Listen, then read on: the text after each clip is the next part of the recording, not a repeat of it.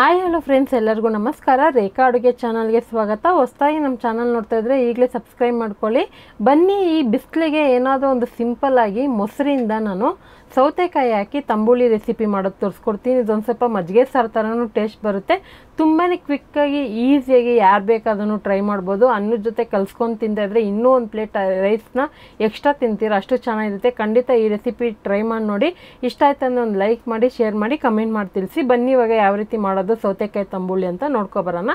ಇದಕ್ಕೆ ನಾನು ಇಲ್ಲಿ 1/4 ಲೀಟ್ರ್ ಆಗೋಷ್ಟು ಮೊಸರು ತೊಗೊಂಡಿದ್ದೀನಿ. ಅಳತೆ ಪ್ರಕಾರ ಆದರೆ 1 ಕಪ್ ಆಗೋಷ್ಟು ಗಟ್ಟಿ ಮೊಸರು ತೊಗೊಂಡು ಅದಕ್ಕೆ 1 ಟೀ ಸ್ಪೂನ್ ರುಚಿಗೆ ತಕ್ಕಷ್ಟು ಉಪ್ಪು ಹಾಕಿ ಒಂದು ಅರ್ಧ ಕಪ್ ನೀರು ಹಾಕಿ ಚೆನ್ನಾಗಿ ಬೀಟ್ ಮಾಡ್ಕೊಳ್ಳೋಣ. ಮೊಸರಲ್ಲಿ ಯಾವುದೇ ರೀತಿ ಗಂಟಿರಬಾರ್ದು, ಚೆನ್ನಾಗಿ ಈ ಥರ ಬೀಟ್ ಮಾಡಿ ಇಟ್ಕೋಬೇಕು. ನಿಮ್ಮ ಮನೇಲಿ ಜನ ಕ್ವಾಂಟಿಟಿ ನೋಡಿಕೊಂಡು ಮೊಸರು ಜಾಸ್ತಿ ಕೂಡ ಮಾಡ್ಕೋಬೋದು. ಸೊ ನಾನು ತೋರಿಸೋಂಥ ಇಂಗ್ರೀಡಿಯೆಂಟ್ಸ್ನ ನೀವು ಬೇಕಂದರೆ ಅರ್ಧ ಲೀಟ್ರ್ ಮೊಸರಲ್ಲಿ ಕೂಡ ಮಾಡ್ಕೋಬೋದು. ಇಲ್ಲಿ ನಾನು ಒಂದು ದೊಡ್ಡ ಸೈಜ್ ಸೌತೆಕಾಯಿನ ಸಿಪ್ಪೆ ತೆಗೆದು ಈ ಥರ ಕ್ಯೂಬ್ಸಾಗಿ ಕಟ್ ಮಾಡಿ ಇಟ್ಕೊಂಡಿದ್ದೀನಿ. ಈ ಕಟ್ ಮಾಡಿರೋಂಥ ಸೌತೆಕಾಯಲ್ಲಿ 3/4 ಭಾಗದಷ್ಟು ಸೌತೆಕಾಯಿನ ಮೊಸರು ಜೊತೆಗೆ ಹಾಕ್ಕೊಂಡು ಒಂದು 1/4 ಭಾಗದಷ್ಟು ಎತ್ತಿಟ್ಕೊತೀನಿ. ಯಾಕಂದರೆ ಅದನ್ನು ರುಬ್ಬೋದಕ್ಕೆ ಯೂಸ್ ಮಾಡ್ತೀನಿ.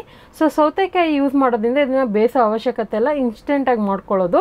ಈಗ ಒಂದು ಮಿಕ್ಸಿ ಜಾರ್ಗೆ ಒಂದು 1/4 ಭಾಗದಷ್ಟು ಸೌತೆಕಾಯಿ, ಒಂದು 2 ಟೇಬಲ್ ಸ್ಪೂನ್ ತೆಂಗಿನಕಾಯಿ, ಒಂದು ಅರ್ಧ ಇಂಚು ಶುಂಠಿ, ಒಂದು 6 ಪೀಸ್ ಬೆಳ್ಳುಳ್ಳಿ ಮತ್ತು ಜೀರಿಗೆ ಒಂದು ಅರ್ಧ ಸ್ಪೂನ್ ಆಗೋಷ್ಟು, ಕೊತ್ತಂಬರಿ ಒಂದು 2 ಟೇಬಲ್ ಸ್ಪೂನ್ ಆಗೋಷ್ಟು ಹಾಕ್ಕೊತಾ ಇದ್ದೀನಿ. ಬೇಕಂದರೆ ನೀವು ಅರಿಶಿನ ಪುಡಿ ಕೂಡ ಯೂಸ್ ಮಾಡ್ಕೋಬೋದು. ಒಂದು 2 ರಿಂದ 3 ಹಸಿರು ಮೆಣಸಿನ್ಕಾಯಿ ಹಾಕ್ಕೊತಾ ಇದ್ದೀನಿ. ಸೊ ಇದನ್ನೆಲ್ಲ ನಾವು ಮಿಕ್ಸಿನಲ್ಲಿ ರುಬ್ಕೊಳ್ಳೋಣ. ಕೆಲವರು ತೆಂಗಿನಕಾಯಿ ಇಷ್ಟಪಡೋದಿಲ್ಲ ಅಂದರೆ ಸ್ಕಿಪ್ ಮಾಡ್ಕೋಬೋದು.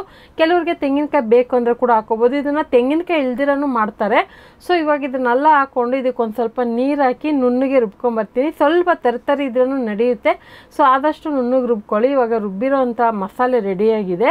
ಸೊ ಇದನ್ನು ನಾವು ಯಾವುದೇ ರೀತಿ ಒಗ್ಗರಣೆಯಲ್ಲಿ ಕುದಿಸೋ ಅವಶ್ಯಕತೆ ಇಲ್ಲ. ಇದೊಂದು ಇನ್ಸ್ಟೆಂಟಾಗಿ ಹಾಗೆ ತಕ್ಷಣಕ್ಕೆ ಮಾಡೋವಂಥದ್ದು.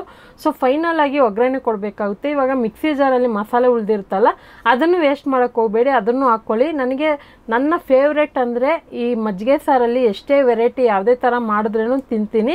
ಅದರಲ್ಲೂ ಈ ಸೌತೆಕಾಯಿದೊಂದು ತುಂಬ ಇಷ್ಟ, ತುಂಬಾ ಇಷ್ಟಪಟ್ಟು ತಿಂತೀನಿ. ಯಾಕಂದರೆ ಸಿಂಪಲ್ ಆಗಿರುತ್ತೆ, ಟೇಸ್ಟು ಅಷ್ಟೇ ಸಖತ್ತಾಗಿರುತ್ತೆ, ತಿಂದಮೇಲೆ ಚೆನ್ನಾಗಿ ಜೀರ್ಣ ಕೂಡ ಆಗುತ್ತೆ. ಈ ಬಿಸಿಲಿಗಂತೂ ಖಂಡಿತ ವಾರದಲ್ಲಿ ಒಂದು 3 ಸಾರಿ ಆದರೂ ಮಾಡಿ ತಿಂತಾ ಇರ್ತೀನಿ, ಅಷ್ಟು ಚೆನ್ನಾಗಿರುತ್ತೆ. ಇವಾಗ ಎಲ್ಲ ಮಿಕ್ಸ್ ಮಾಡಿದ್ದಾಯಿತು. ಫೈನಲ್ ಆಗಿ ಒಗ್ಗರಣೆಗೆ ಒಂದು 2 ಟೀ ಸ್ಪೂನ್ ಎಣ್ಣೆ, ಒಂದು ಸ್ವಲ್ಪ ಸಾಸಿವೆ ಹಾಕ್ಕೊತಾ ಇದ್ದೀನಿ. ಒಗ್ಗರಣೆಗೆ ಸ್ವಲ್ಪ ಹಾಕ್ಕೊಂಡ್ರೆ ಸಾಕು. ಒಂದು 1/4 ಟೀ ಸ್ಪೂನ್ ಹಿಂಗೆ ಹಾಕ್ಕೊತಾ ಇದ್ದೀನಿ. ಚೆನ್ನಾಗಿ ಒಗ್ಗರಣೆ ಫ್ಲೇವರ್ ಕೊಡುತ್ತೆ ಹಿಂಗೆ ಹಾಕೋದ್ರಿಂದ.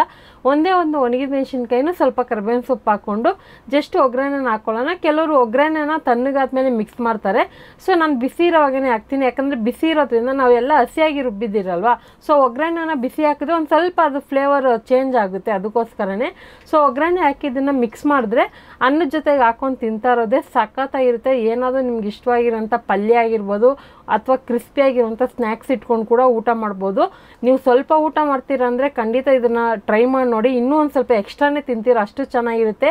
ನಾನಂತೂ ಇದನ್ನು ರಸಮ್ ಥರ ಕಲಿಸ್ಕೊಂಡು ತಿಂತೀನಿ, ಅಷ್ಟು ಇಷ್ಟ ನನಗೆ.